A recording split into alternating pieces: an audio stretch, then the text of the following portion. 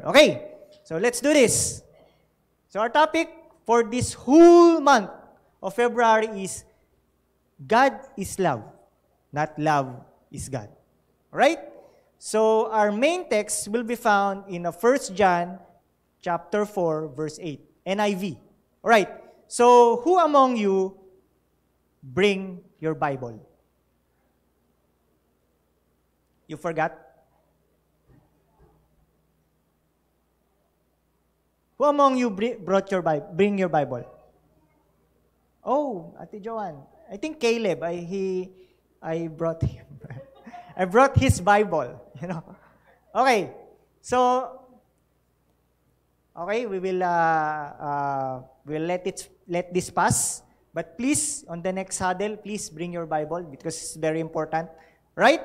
So, again, our topic is God is love, not love is God. Now, I want you to ask a question. My question is, do you know that God's love you? Do you know that God loves you? If I will ask, for example, Kaylin, do you know that God loves you? What is the meaning to you of God loves you? How do you understand the praise or the sentence, God loves you?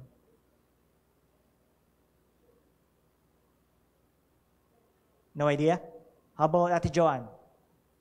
Do you come across at certain point and you realize that, yeah, God loves me, but so what? I know that God loves me. What is the meaning to you of God's love you? Mahal ka ng Panginoon.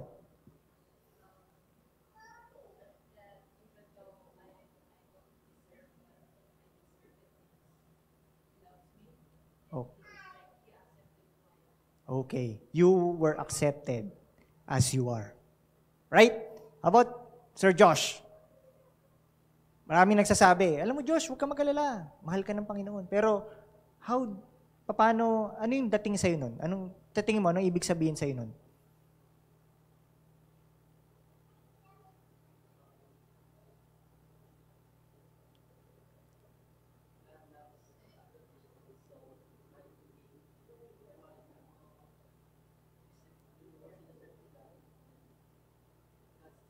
Oh, wow. That's a good one. God loves you unconditionally. He said that even you not serving God, God still loves you. Yeah, makes sense, right?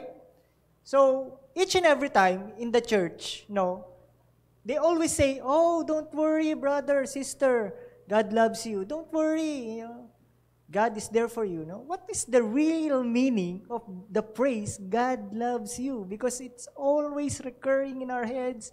And brothers and sisters, always when we see them, they are saying to us, God loves you. I want to tackle this because this is very important. Because if you understand how much God loves you, you were able to understand how to reflect that love into others. Okay? Because the very evidence of us of showing our love to God is how we deal to others. If you're not dealing well to others, and you're saying that you believe in God because God is love, then there's a big problem there. There's a big problem there. Right? So, okay. Let us move on. So, this is our text, right? You can write in the main verse. And I will give you time to copy. Right? It says here, 1 John chapter 4, verse 8, says here, whoever does not love does not know God, because God is love. Okay? I repeat. 1 John chapter 4, verse 8 says, whoever does not love does not know God, because God is love. All right. So can we bow down our heads and pray for a bit? Lord, we thank you for this wonderful opportunity that we are here once again to learn from your word. We thank you because you were able to protect us, guide us here, learn from you, Lord God. May you give us the wisdom, knowledge only coming from you so that we can understand your word for today. And this word will become seed in our hearts. It grows into our lives so that we can become better Christians. We thank you for today. This we pray through Christ our Lord. Amen. Okay. So, you can see here that it says very, very straightforward, right? Very, very straightforward. Whoever does not love does not know God. And here, it's very straightforward. God is love. It says by John. Okay? This was written by John. Now, this is our jump off point. Okay. Now, we will do again what the world says and the Bible says. All right? So let's understand God's love. Okay. Now, do you have any idea how the world defines love?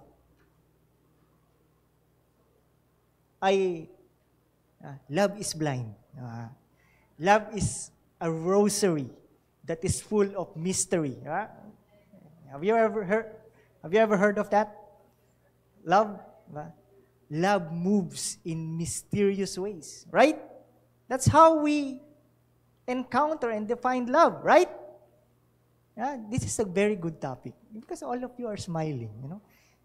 Last time we talk about hope, and some of the guys look hopeless.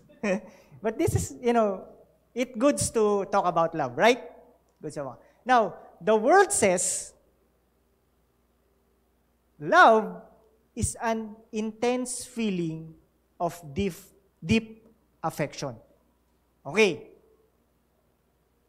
And the world also defines love as a great interest and pleasure in something. Now, if you look back how we define hope, you will have an idea what or how the world defines love. You can see here, as you write in your notes, the world defines love as an intense feeling. So, this is the problem again. Di ba? When you base something towards your feelings, what? What is the end result? Ba? It involves again uncertainty, misdirection, right? Bias, and what? Self-motivation. Because again, feelings can be wrong, right? Feelings can be wrong, and feelings change, right? Now, the second explanation or the second meaning is that a great interest and pleasure in something. This is self-motivating. Why? Because if you have a great interest, like for example, the guys here, Habari, what is your interest in a girl? What do you look when you see a girl? Right. What is your interest? Oh, I'm interested with that girl because she has beautiful eyes. How about you, buddy? The eyes? Oh, the eyes, huh? How about Caleb? Oh, I think I have interest with that girl because she has a long hair. I love long hair. How about you? Still loading? Loading? Okay, still buffering. What? The hair. Oh, because I said so. How about Josh? What is your, interest? How do you find the girl interesting? Personality. Oh, really? Totoo ba?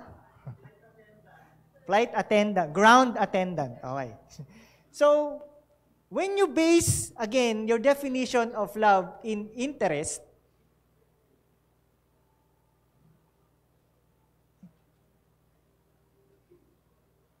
there's a problem here. Why? Because interest change, right? Because maybe you like her today, but when you wake up the next day, you don't like her at all. Why? Because, her body changes. I don't like her anymore. She cuts her hair. I would love to have a girlfriend that has a long hair. She cuts her hair, so I don't have interest on her anymore. And pleasure. If the pleasure fades, what's the result? You lose your love, right? You see how the world defines love? But the Bible, how the Bible defines love? Here, God is love. You see? The very nature of God is love. Yeah? This is the very foundation of our belief in God, that God is loving. Right? Now, 1 John 4:8 defines love as God, defined God is love. Now, so what? So what? God is love. Do you know, I want to share this to you. Do you ever come across with an atheist, a person that does not believe in God? Have you ever come across? If you ever come across of an atheist, if ever, if ever, for example, he just started conversation. I don't believe in God because God is just a myth. I don't believe in the Bible because the Bible is just written by ordinary people. So what's special about the Bible? You know what? One thing you can ask an atheist, listen to this, guys. One thing you can ask an atheist, is that so? I respect you for that. But do you believe in love? And the atheist might answer back, of course, all of us believe in love. How come you don't believe in God? Because it says in the Bible, God is love. Why? Makes sense, right? Because God explained and revealed Himself to us as a loving God. And if we look at the very meaning of love, it is God. Right? Next, this is the very nature and character of God. If you can describe God, it is loving. He is loving. So it is the very nature and character of God. Now, what's your favorite nature of God? How do you see God? How do you know God? For example, I asked CJ, do you believe in God, CJ? Of course you believe in God. How much do you know your God? Can you describe me how your God is? My God is loving. How about Ate Joanne? Do you believe in God? Of course. Can you describe your God to me? What's your favorite description of your God? My Savior. Same. How about you, Kaylin? My God is my best friend. So all of these truths that defines God, it's rooted that God is love. So, meaning to say, this is the very nature and character of God. Again, what is the nature and character of God? Love or God? Does God fail? No. Therefore, God's love never fail. Diba? Does God broke promises? No. Therefore, if you believe in love, then promises from God will come true. Right? If you believe that your God is the source of everything, diba? He is omnipotent, omniscient, diba? Therefore, you believe that love also is all-knowing and, diba? Omnipotent, right? Love is everywhere because God is everywhere. Because God Himself defined He is as love. Alright? Are you getting? Next. Oh. Now, what I want to share to you is that, because there are 4 kinds of love in the Bible. The first is phileo love. This is the friendly love. Second is the storge love, which is the love within the family. The third is eros love. Eros is romantic love, which all of us are interested in. That's only one that interests us, eros love. It's romantic love. But the highest form of love is agape love. And this is the selfless and unconditional love. All right? So agape love. All right. So as we move along, let's understand further. Point number 1 that we wanted to emphasize tonight is that God's love is unconditional. When we say God's love is unconditional, it says here, Romans chapter 5 verse 8, but God demonstrates His own love for us in this: while we were still sinners, Christ died for us. So what? So what? Why? If Christ died for us, so what's the big deal? You know? Do you remember the parable of the hidden treasure? And the parable of the pearl? There's one man that found a treasure in a land. It was discussed by Pastor Leia, I guess. When he found the treasure in the land, he bought the land for that treasure because he saw that treasure very valuable. So what he did, he didn't take the treasure. He bought the whole farmland for the treasure. The same thing as the parable of the pearl. A man found a pearl. He sold all of his wealth just to have that pearl. Now, what is the significance of this? You know, Jesus is very convenient in His own terms in heaven. You know, you will not comprehend how God loves us because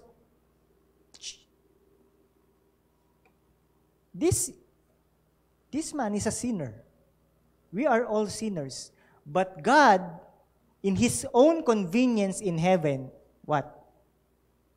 Came here on earth just to save us. Now the question is, if you are a king body, would you dare to take off your royalty position just to save a sinner that does not deserve anything? Would you do that? I don't know. Maybe. But that's how God loved us. Right? Do you make sense, guys? Because Jesus, as a God, maybe he's just, oh, I enjoy being here.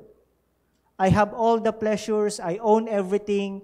I can do whatever I want in heaven. But Jesus, in His own terms, reach us, be with us, just to save each of us that doesn't deserve His love.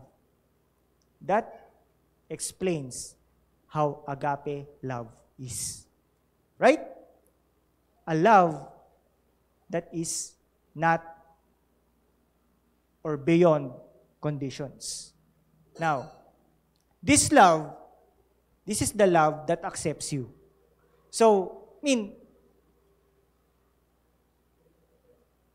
this agape love is that I don't care what you are, Kaylin. I don't care if you have a diploma or not, Ate Lovely. I don't care of your background or your past, Ate Joanne. I don't care how many exes you have, CJ. I don't care if you are a bad boy, became a bad boy, Josh. I don't care how smart you are, Caleb. And I don't care, if you don't deserve any position, Buddy, if you're a leader, I don't care. It's just, I accept you the way you are. Right? That's how God loves us. Right? So number 2, God's love is sacrificial. When we talk about love, we always thought that love is like, it's so happy. The kilig part. Diba? We always, it's good to be in love because the feeling is like you're floating in the air. You don't care anything. I'm just thinking about him. That's the portrayal of love, from our end, right? But, true love requires sacrifice. This is very true, right? There's a part of you that you have to give so that there's something, that a piece of you that you can give or sacrifice for the sake of your loved one. Right? Because it's hard for you to love that it's only in your advantage, right? Love is give and take, right? Yeah. You give, and the other person gives also, then you give and take, right? Love requires sacrifice. See this. John 3:16. Very familiar to us, right? Kabisado na natin to. Sabi dito, 16. For God so loved the world that He gave His one and only Son, that whoever believes in Him shall not perish but have eternal life. All right. Let's dissect this. If we look at this text, John 3:16, for God, which is loving God, so loved. You see? God so loved the world. The world is us, right? That He gave. You see? When God gave something, He sacrificed, right? As I've told you before, Jesus sacrificed His state of being God just to be with us. So, iniwan yun ng Panginoon, di ba? God left His convenience in heaven just to be with us sinners. That's why He came here, so that whoever believes in Him shall not perish but have eternal life. So, meaning to say, God's love is sacrificial. You put others first. Of course, when you're loving someone, you always think of what's best for him, right? Because if you only think about yourself, then you will become selfish, right? I think we all agree, right? And that's the same thing in God.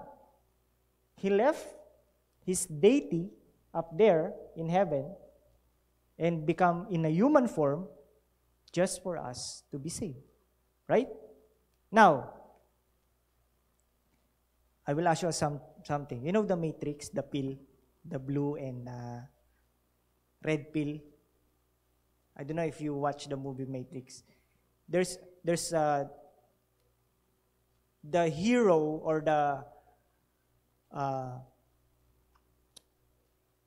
yung pinakabida, pinapili siya. He need to choose one. Okay. The red pill or the blue pill? Now, for example, we are all wealthy here. Lahat tayo mayaman. Okay. Then, here comes a pill. When you drink this pill, you will become poor. And all those luxury will be gone. And you will be like anybody else. Now, if you are in that state of being inconvenienced of your luxury, would you take that pill or not? Why so? Right? Why do I need to be poor? I am now rich. The same thing about God. Why do I need to reach these people? Even though these people are die or be condemned, so what? I'm still God, right? But Jesus still decided to reach us, become with us, because He sacrificed. Diba? He sacrificed His convenience just to be with us. You getting the point? Right? Ngayon, let's think about the position. If you are God, and you will save this, itong mga taong matitigas ang ulo, but they're hard-headed, their heart are headed, would you still go in earth just to save these people? Of course. But God did, right? Why? Because God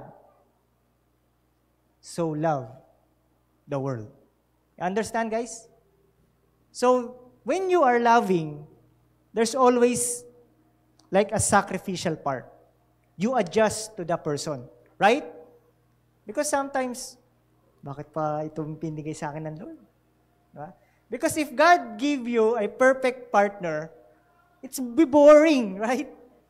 There's no challenge there. Diba? If all of the guys are all guwapo, diba? Pare-pareho yung muka. Would Ate Lovely si Jake? No. Kasi pare-pareho yung mukha eh, di ba? We're all the same. Would CJ see Joshua? Of course, there's something in Jake that you can explain Lovely why you love him, right? And there's something for you in a relationship. Like for me, in the case of me, Ate Iya does not do laundry at all. I always do the laundry because I am work from home every Friday. So at 7:30, the laundry is prepared. I will go to the washer and put all the clothes there. And Ate Iya just dump everywhere. So but still, I love her. I love her for that. Because if you are the same, who will do the laundry, right? It will just pile up. Right? So, that's how love is. You need to sacrifice a certain part of you because you put your loved one sake first. Right? Understand? Okay. Number 3, God's love is personal. So this is important. It's hard for you to love yourself. It doesn't work that way. Love always takes two to tango. So, if you are to show your love, there's always has this recipient, right? There's always has this other side, right? Because, how can you say that you love God? Then, you can't love other people, right? Like, I keep on saying this, guys, that in order for you to show your love to God, the only way for that to show your love to God is how you deal and to serve others. that is the very evidence of you loving God. Right? Because even if you recognize that, oh, I love God. Yes, Lord, I so love you. But the people in front of you, you can't love them. There's a big problem there. There's a big problem there because this person, you can see them, but you can't love them. How can you love God that you can't see? If those persons that you can see, you can't love them. Right? Now, God is teaching us that love is personal. When, or how can we say this? So, John 15:15, it says here, I no longer call you servants, because a servant does not know his master's business. That's why it says here, instead, I have called you what? Friends. For everything I learned from my Father, I have made known. Now, let's look at this word, friends. Now, can you call someone a friend if you don't have relationship to him? Of course not. If you're considering someone as a friend, right? You have a relationship. But, ang sabi dito ni Jesus, no? Jesus said here, I will tell you a secret. Everything that I learned from my Father have made known. Because I will tell you everything I learned from my Father. Because we are friends. That's why friends share secrets, right? Because love offers relationship. It's hard for you just to love yourself. Oh, I love myself. Josh, right? I love myself. Yes, I love myself. Doesn't work that way, right? Love is meant to be shared to someone else. It has to be a partner, right? That's why love is created as a relational or comes with relationship. All right? Now, again, a question. Why is it God is love and not love is God?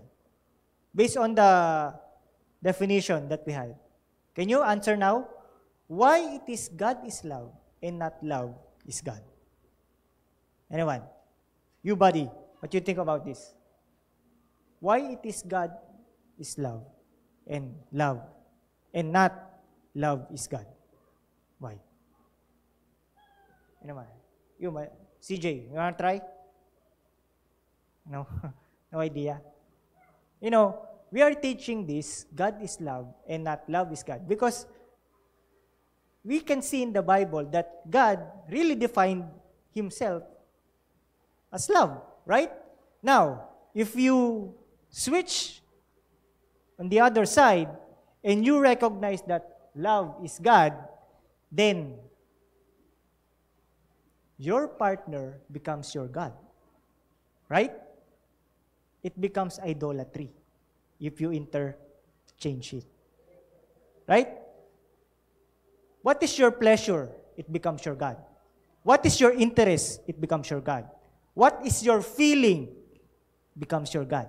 Because the world defines love as a pleasure, feeling, interest. Right? So it becomes your God. And it becomes all idolatry. So we cannot interchange. Right? Makes sense, right?